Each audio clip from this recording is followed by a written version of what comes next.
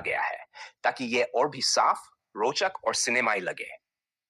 Film की शुरुआत होती है साल 9905 में, जब हम थॉमस रिचर्डसन नाम के एक आदमी को देखते हैं जो चीन में ईसाई धर्म का प्रचार करते हुए बंदी बना लिया गया था। अब जब वह किसी तरह छूटकर अपने घर लौटता है तो देखता है कि उसका परिवार बिखर चुका है। उसके पिता टूट चुके हैं और इसकी सबसे बड़ी वजह है उसकी बहन जेनिफर का अगवा हो जाना। थॉमस को जेनिफर की तरफ से एक खत मिलता है जिससे उसे पता चलता है कि वेल्श समुद्र के बीच स्थित एक रहस्यमयी द्वीप पर कुछ लोग रहते हैं जिन्होंने जेनिफर को फिरौती के लिए किडनैप कर लिया है। थॉमस अपनी बहन को बचाने का फैसला करता है। वह ट्रेन से सफर कर उस जगह पहुंचता है जहां से नाव के जरिए उस द्वीप तक जाया जा सकता है। नाव में चढ़ने से पहले वह देखता है कि उसकी टिकट बाकी यात्रियों से अलग है। समझदारी से वह अपना टिकट एक अन्य यात्री से बदल लेता है। सफर शुरू होते ही वह नोटिस करता है कि उस यात्री के सामान पर एक खास निशान लगाया गया है। जब द्वीप पर पहुंचते हैं तो थॉमस देखता है कि कुछ लोग उसी यात्री को घेर कर ले जाते हैं। द्वीप पर पहुंचने के बाद थॉमस को एक छोटी सी शीशी दी जाती है जिसमें उसे खून भरना होता है, लेकिन उसे इसका मतलब नहीं समझ आता। अगली सुबह द्वीप के नेता मैल्कम सभी लोगों को चर्च में इकट्ठा करता है।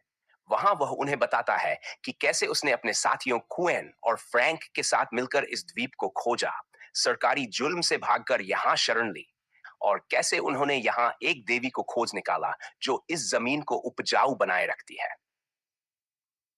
मैल्कम दावा करता है कि यह द्वीप आजादी का प्रतीक है और यहां सभी लोग बराबर हैं, पर असलियत कुछ और ही होती है।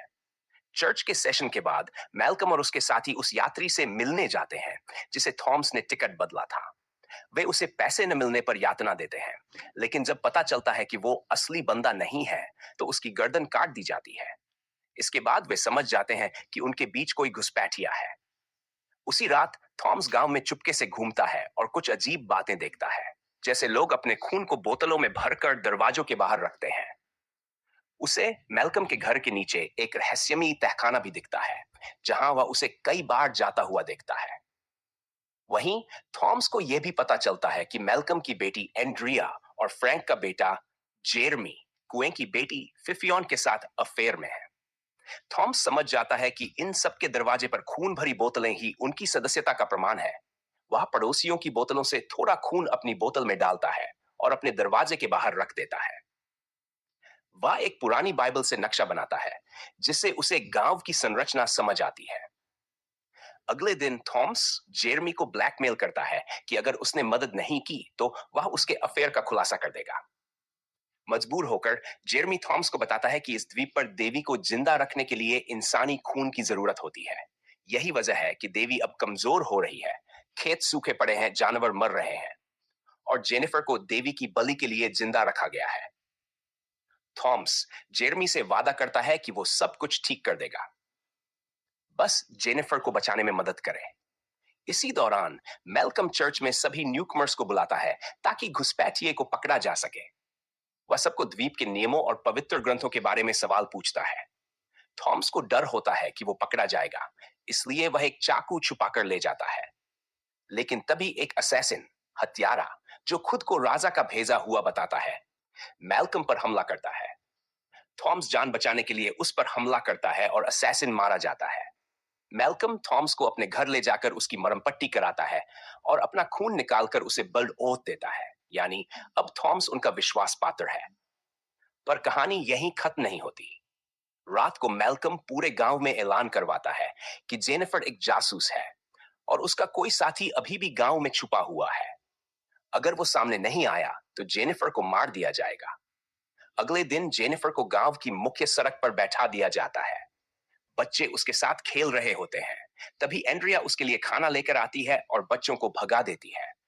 अब मैल्कम की योजना है कि रात को जब गांव वाले त्योहार मना रहे होंगे तब वह सभी न्यूकमर्स के कमरे की तलाशी लेगा। इधर थॉमस और जेरमी मिलकर तहखाने की उस रहस्यमयी जगह तक पहुंचते हैं जहां असली सच्चाई छिपी है। थॉमस की सच्चाई और द्वीप का अंत। जब मैल्कम, क्विन और फ्रांक कमरे की तलाशी में कुछ नहीं ढूंढ पाते तो लौटने लगते हैं।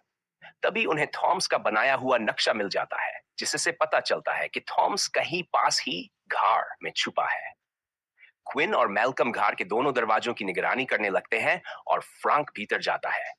चारों ओर से फंसे थॉमस को बच निकलने का कोई रास्ता नहीं दिखता, तो वहां खून से भरी एक नाली में छुप जाता है। वहीं उसे पहली बार वो डरावनी और खून से लथपथ गॉडेस दिखाई देती है। किसी तरह भागते हुए वह घार के दूसरी ओर पहुंचता है, जहां गॉडेसेस से जुड़े अजीबोगरीब प्रतीक चिन्ह बने हुए हैं। इसी बीच ये खुलासा होता है कि मैल्कम ने गॉडेस को अपने लालच में कैद कर रखा है और उसकी निगरानी के लिए एक खूंखार प्राणी ग्राइंडर को तैनात किया हुआ है। ग्राइंडर के पास ही थॉमस की बहन जेनिफर भी बंदी है। थॉमस रात वहीं गार में गुजारता है। सुबह उसकी नींद अंड्रिया के आने से खुलती है।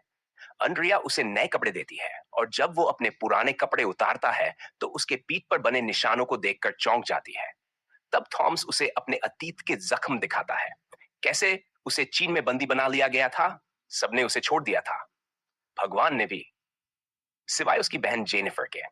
इसलिए अब वो भी कभी उसे अकेला नहीं छोड़ेगा। यही वो अंड्रिया को बताता है कि जेनिफर कोई जासूस नहीं, बल्कि उसकी किडनैप हुई बहन है।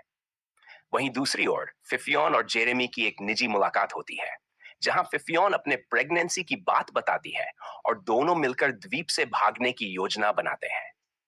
फ्रांक उसी दिन जेरेमी को द्वीप से बाहर ले जाने वाला था और जेरेमी चाहता है कि फिफियोन भी उसके साथ चले। जेरेमी उसे कमरे में छोड़कर कुछ जरूरी सामान लाने चला जाता है। इतने में क्विन, जिसे फिफियोन की प्रेगनेंसी का पता चल चुका होता है, टिस वहां आता है। वो उसे जबरन गर्भपात कराने को कहता है और मना करने पर मार डालता है। इधर फ्रांक पोर्ट पर जेरेमी का इंतजार कर रहा होता है। तभी मैल्कम आ पहुंचता है और दोनों में बहस शुरू हो जाती है। उधर जेरेमी जब कमरे में लौटता है तो फिफियोन को मरा हुआ पाकर आगबूला हो उठता है। वो गुस्से में क्विन से भिड़ जाता है और उसे घायल कर देता है। क्विन बाहर आकर पूरे गांव को जेरेमी के खिलाफ भड़काता है और उसे हत्यारा घोषित कर देता है। गार्ड्स जेरेमी का पीछा करते हैं, जो भागते भागते थॉमस और अंड्रिया के पास पहुंच जाता है। मगर गार्ड्स वहां भी आ जाते हैं और कहते हैं कि जेरेमी को प्यूरिफिकेशन यानी शुद्धिकरण की जरूरत है। थॉमस और अंड्रिया उनके पीछे जाते हैं, लेकिन भीड़ थॉमस को भी पकड़ लेती है। सेरेमनी में जेरेमी को जिंदा जला दिया जाता है। फ्रांक और मेलकम वहां पहुंचते हैं और फ्रांक अपने बेटे की लाश पर फूट फूट कर रोने लगता है। मेलकम क्विन से भिड़ता है और उस पर जेरेमी की मौत का आरोप लगाता है, लेकिन क्विन उसे झूठा पैगंबर बता देता है और भीड़ को रिझाने के लिए कहता है कि अगर वो सच्चा है तो थॉमस को मारकर दिखाए।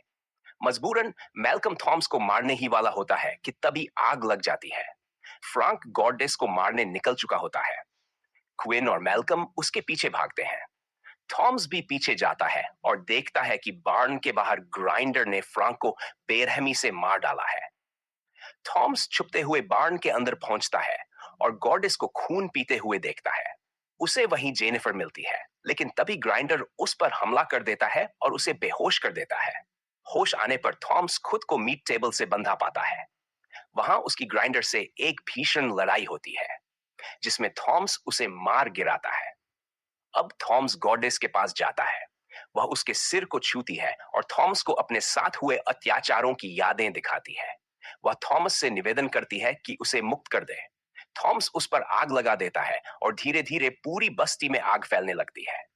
उधर क्विन, जेनिफर और अंड्रिया को चर्च में कैद कर अपनी योजना बताता है कि वो असली लीडर है और गॉडेस को वही खून पिलाता था। तभी थॉमस वहां पहुंचता है।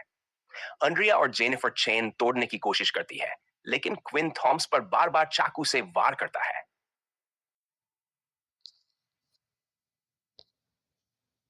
थॉमस क्विन से लड़ते हुए उसे घायल कर देता है। उसी दौरान आंड्रिया क्विन की गर्दन पर चेन लपेट देती है और थॉमस उसे मार डालता है।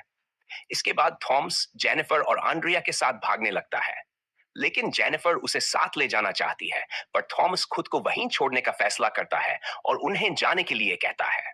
जेनिफर और आंड्रिया नाव पर सवार होकर द्वीप छोड़ देती हैं। उधर थॉमस घायल होकर जमीन पर गिर जाता है। शेफ और पास ही खड़ा मैल्कम देखता है कि जमीन खुद ब खुद थॉमस को अपने भीतर खींच रही है। थॉमस के खून से वहां नए पौधे उगने लगते हैं। ये देखकर मैल्कम मुस्कुराता है। अब थॉमस ही इस द्वीप का नया देवता बन चुका है। अगर इस फिल्म को गहराई से देखा जाए तो असल में इसकी देवी मदर अर्थ का प्रतीक है, जो इंसानों की लालच, हिंसा और प्रदूषण से बीमार हो चुकी है। फिल्म दिखाती है कि जब इंसान प्रकृति को नष्ट करता है, तो वह भी बदले में अपना दर्द दिखाने लगती है और किसी न किसी रूप में अपना नया रक्षक चुन लेती है।